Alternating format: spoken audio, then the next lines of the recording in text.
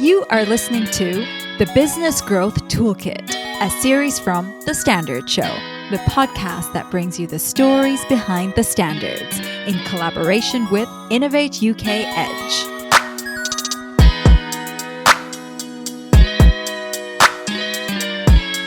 Hello, my name is Matthew Childs and this is Business Growth Toolkit, a series from The Standard Show, developed in collaboration with Innovate UK EDGE.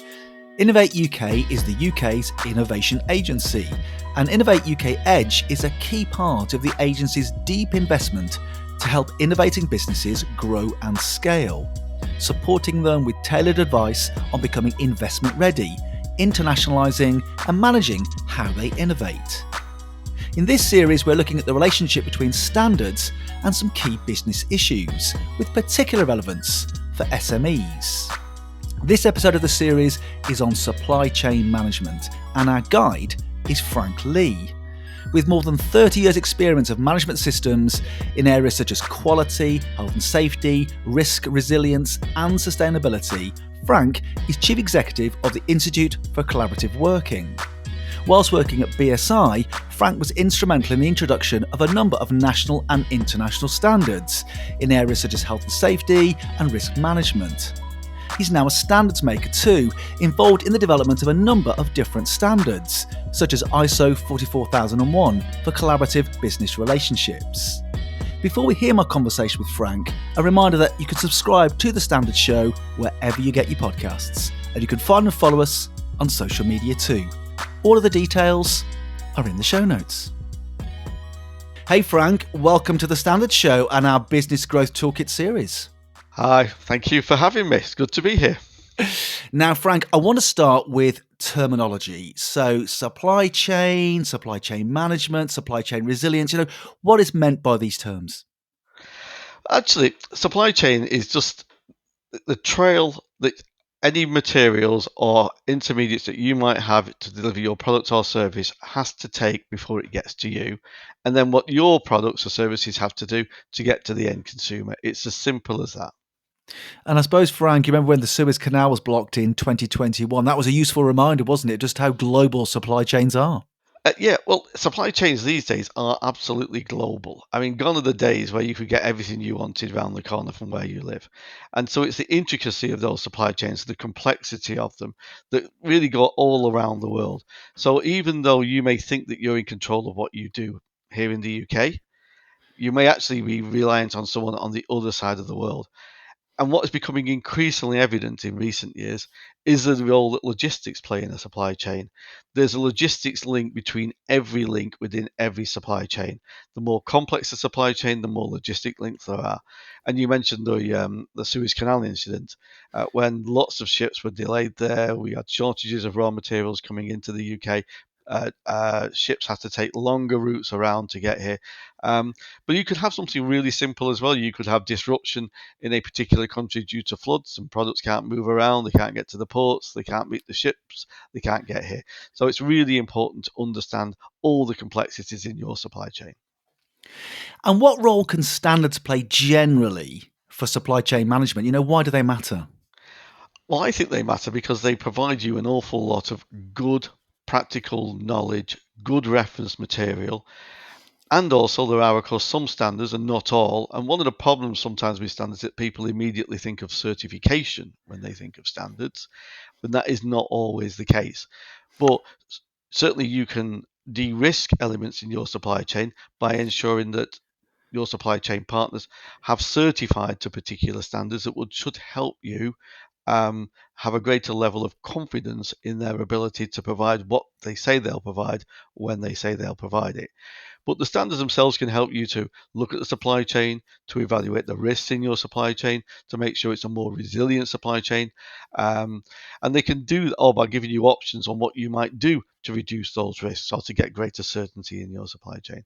And they do that through a lot of good practice that's in there, setting clear requirements in some of the standards so that you yourself can implement in your organization and encourage your supply chain partners to implement those good practices that should make your supply chain more resilient. And in terms of particular standards then, Frank, what are the most relevant standards here? And I'm particularly keen to understand, the benefits to organisations and particularly to SMEs of using them. Well, I think there's a whole range of standards, and there's many that are available to all types of organisations. I think I'd probably start with BS 65000. That's operational resilience and supply chain. It's a relatively new standard in many ways, but actually it really is a useful standard to help you understand the supply chains that you're in, and your own organisation and the resilience in there. Then there's lots of other standards. There's supply chain security. ISO 28000 is a very interesting standard.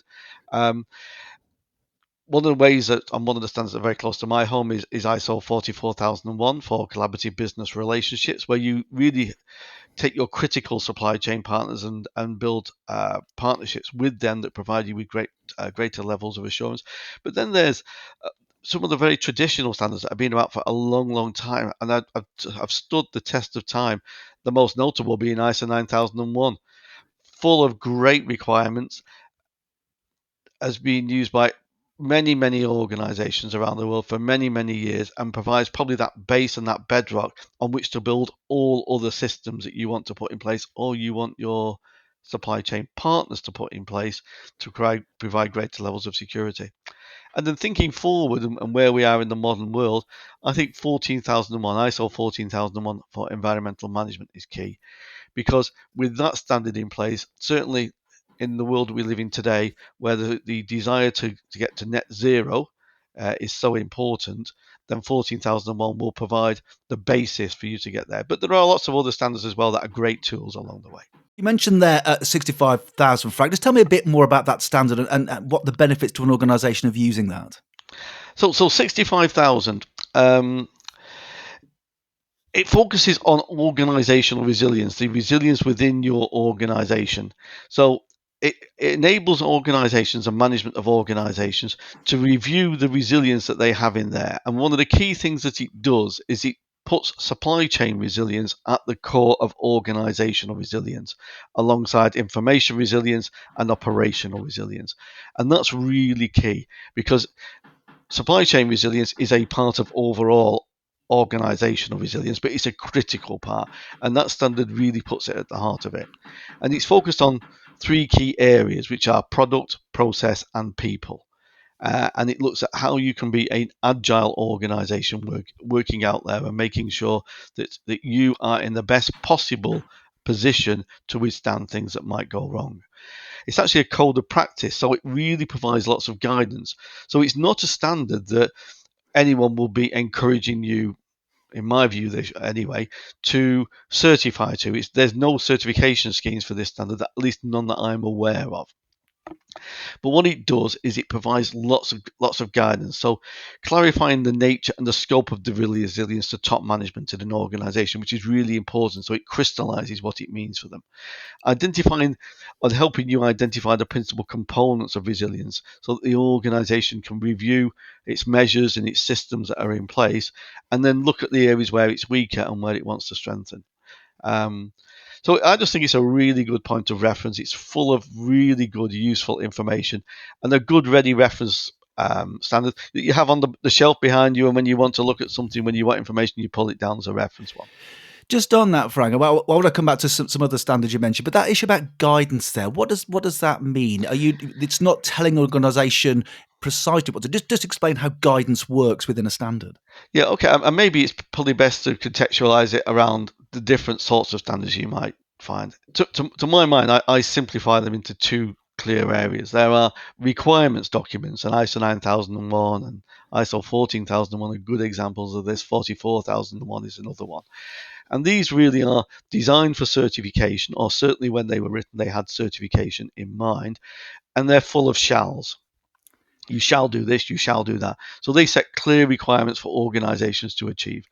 Guidance standards, codes of practice, and those type of documents really provide an educational route. So they have lots of good ideas, lots of guidance. Sometimes they give you guidance on how to implement a system. Sometimes they give you just good practice on what you should be doing. All of them are written by experts in the field, by consensus, and they provide lots and lots of useful and interesting material that you can apply in a day-to-day environment in your business, and they're good reference documents to have on the shelf. No one expects you to certify to them. No one's going to come in and say you didn't do that or you didn't do that, what's wrong. But they give you that food for thought when you're examining, in this case, your supply chain, but other parts of your business as well, is what's good here, what do other people think is the right thing to do, and if we're not doing it, why aren't we doing it if it's good practice? Now, you've mentioned 9001, 44,001 and 14,001 as sort of examples here of relevant standards. Let's take those in turn then. So many organisations will be aware of ISO 9001, but give us a brief overview of why 9001 is important in terms of supply chain management. So 9001, I think, is the core standard that any organisation should be achieving. It actually doesn't contain any requirements, in my view anyway, that a good organisation should not be doing on a day-to-day basis. So if someone says, oh, it's too complicated for us, it's too difficult for us, actually, I don't believe that that's the case. I've seen and assessed in my auditing days ISO 9001 being applied, everything from a one-man consultancy organisation to the largest petrochemical complexes in the world. And what it does is it sets basic requirements. So it's basic requirements for the responsibility of top management, for example, and leadership in an organisation. It sets clear requirements for how you interface with your customers. It sets clear requirements to make sure that before you accept a contract, you know you can deliver on that contract.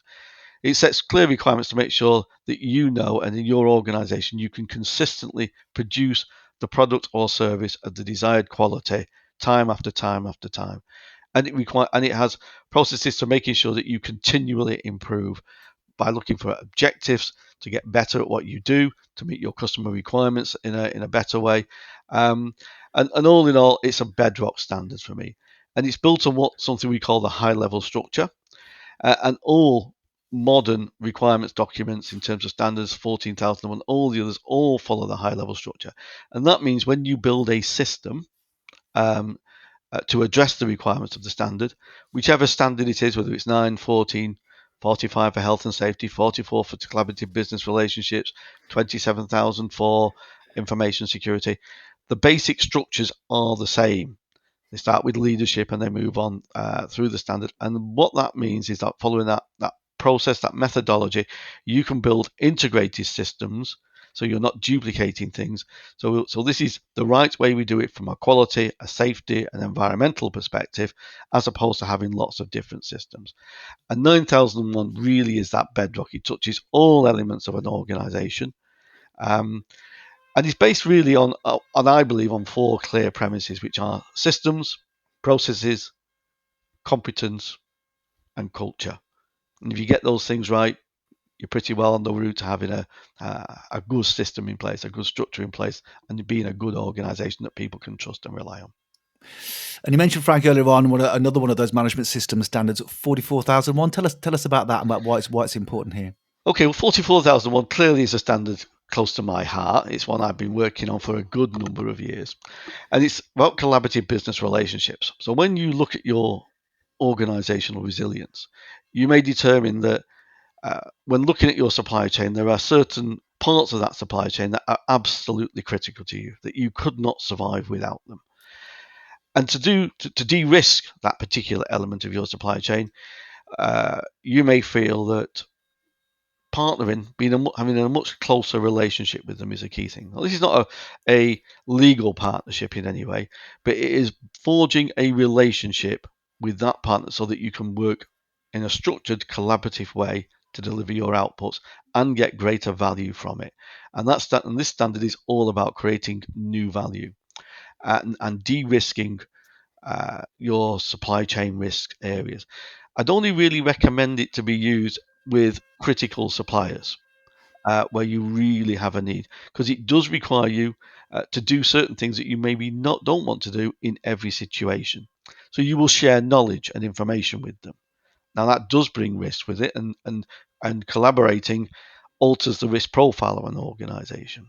But what it does do is it means you work much closer together. You build through those things such as systems, processes, competence, and culture. You start to build trust. And when you have that trust in the organization that you're working with, and they have trust in you because it's mutual, then you can work much closer together to ensure that the problems that you might have in your supply chain are identified, looked at, and you can work on them together at a much earlier stage. It also means that along the way, you may decide to do things that weren't planned at the beginning. So in a construction project, and one I can remember, you may decide, even though it wasn't in the original contract proposal, to do things at an earlier stage because you trust one another. And that provides extra value and might mean that you provide the project or the asset at a much earlier date. I've seen examples of that. And Frank, just to finish off on the core standards you're talking about here, relevance for supply chain, 14,001 as well. That's been around for a long time too. It has, yeah. It was one of the very first standards I worked on back in the mid 90s. 14,001 follows the high level structure as 9001 does, so it easily fits into a 9001 system. So if you've got 9001 in your organization, 14,001 will dovetail very nicely in there. 14,001 is all about making sure you understand the environmental impacts that you have and those aspects. And essentially, that's a form of risk review. What do you do? And what are the environmental aspects that result from those? And what impacts do those aspects have? If you want to get to net zero, it is absolutely the first standard that you should implement because it will give you that foundation, that bedrock, those systems, those processes. You'll start to ensure you'll build your competence in environmental issues, and you'll start to develop a culture that is far more focused on environmental issues than maybe they were traditionally. And you can then, as you understand your environmental impacts, you can then start to evaluate where you can look to save things, and as a result, start to address the carbon, make progress towards net zero. So Frank, you talked through some of those core standards there. I just wonder any others here that you want to give honourable mentions to in terms of how they might support supply chain management. Okay, so I think one I would mention is BS ISO 31000, and that's the risk management guidelines. All the standards I've talked about really are based on a risk approach. So it's talks about environmental issue, understanding what your aspects are and the impacts of those. And that is a form of risk assessment. Understanding the risk within your supply chain is a risk assessment. And the one thing I would say about risk assessment within a supply chain um, is let's move away from where we were in the 1990s when I first got involved in this, where you did a risk assessment from a health and safety perspective and you put it in the drawer and you still thought it was current 6 years later. Risk assessment has to be a dynamic process in an organization. Things change, circumstances change, technology improves, and there's a big thing called circumstances. They change as well all the time. Uh, the only thing I can tell you with certainty about what's going to happen in the rest of this year is that there'll be uncertainty in it. ISO 31000 is a guidance standard all about risk management.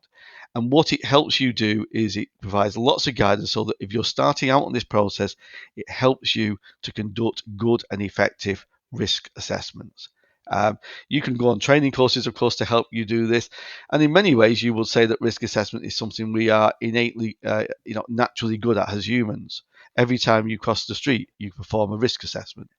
Um, but for 31,000 really gives you the science behind that, and I think it's an absolutely brilliant standard. It's a process approach. It's applicable to all organisations of all sizes and all sectors. There's a nice framework in there on which to work on, and I think it will encourage you to look at risks that are pertinent to all of your stakeholders as well. So a really good reference standard.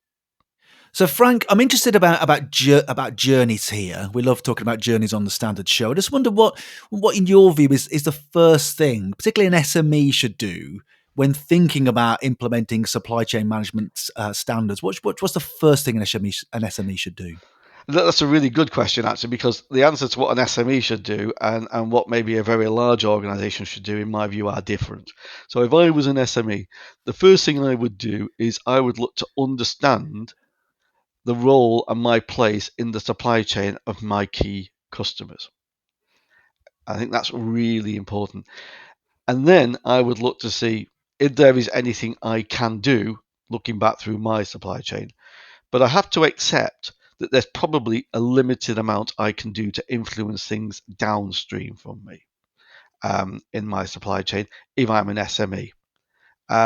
Sometimes, you just have to accept you're at the will of the world. So what can you do as an SME to make yourself a more resilient organization? Which is why I talked earlier on about organizational resilience and the organizational resilience standard. And I think you can provide assurance to potential customers. And the first standard I talked about is ISO 9000. It's the absolute bedrock standard. If you have that, you are telling the world something about you as an organization.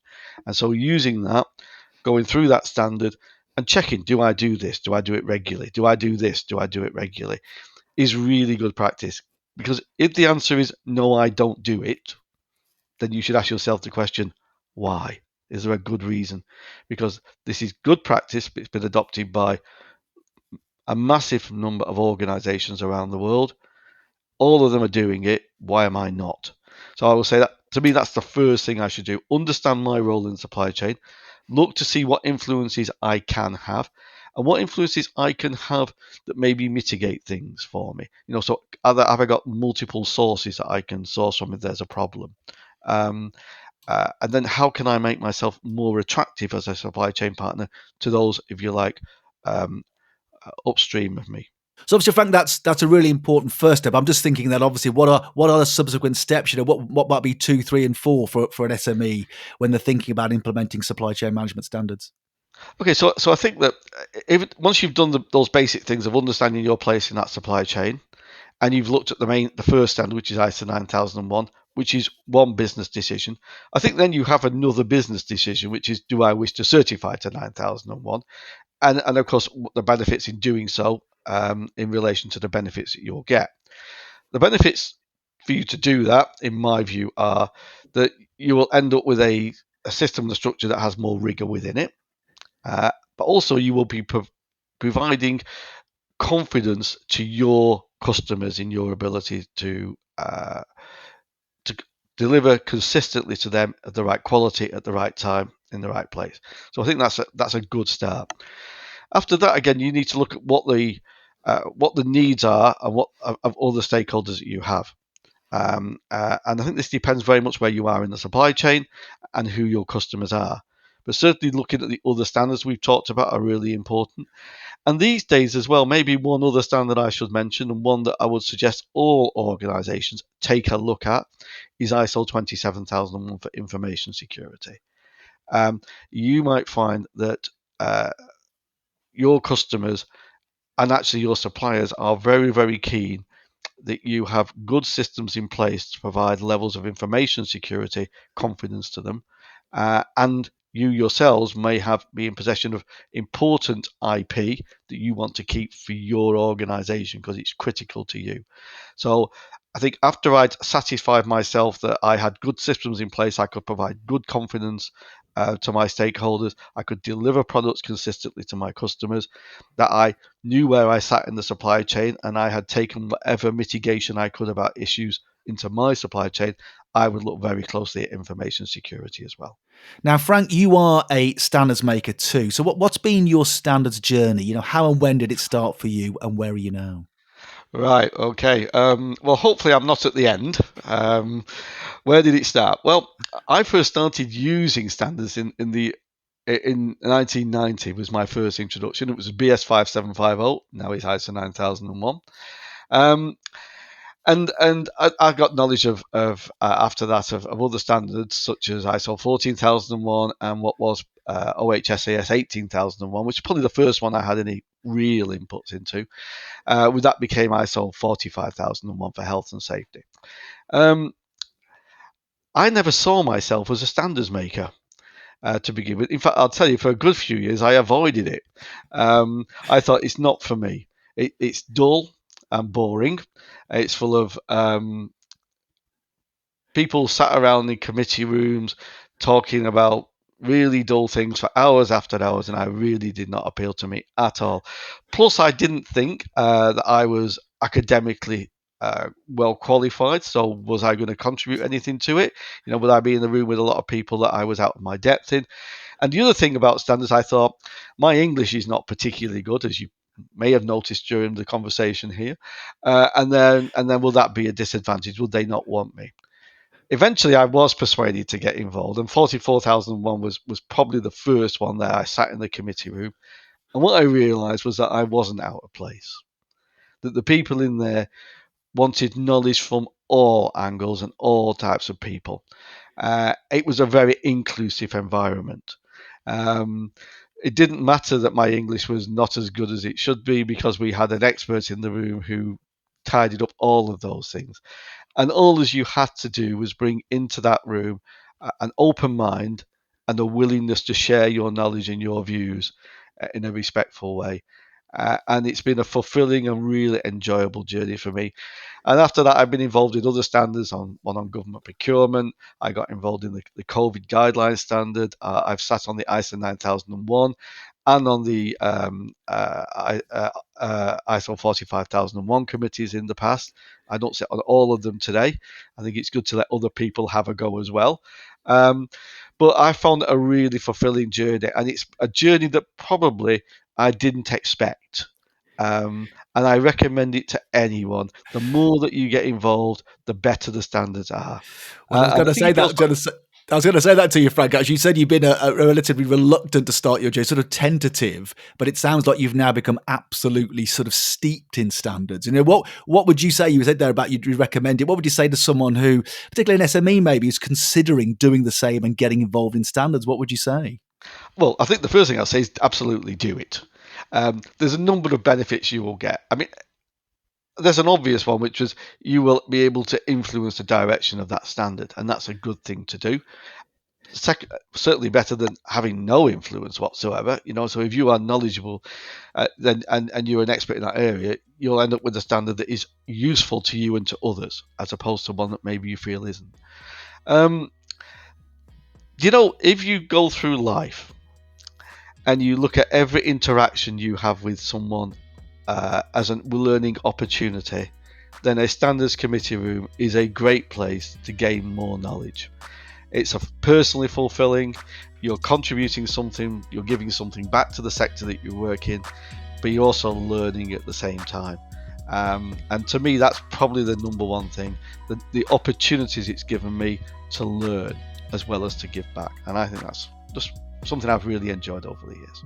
Well, Frank, thank you for joining me and sharing your insights and experiences on standards and supply chain management. Thank you for having me. It's been a pleasure. I've thoroughly enjoyed talking to you. For more information about the issues and standards raised in this episode, and for details of other episodes in the series, then check out the links in the show notes. You have been listening to the Business Growth Toolkit, a series from The Standard Show. Subscribe to The Standard Show now, wherever you get your podcasts.